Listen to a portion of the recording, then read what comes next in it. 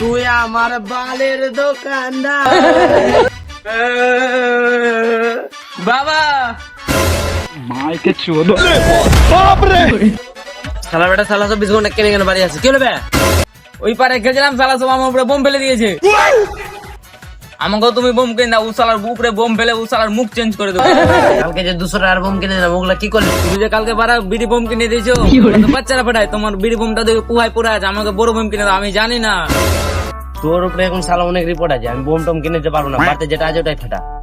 আমি জানি না, আমাকে কিনে দাও। মাইকে চোদো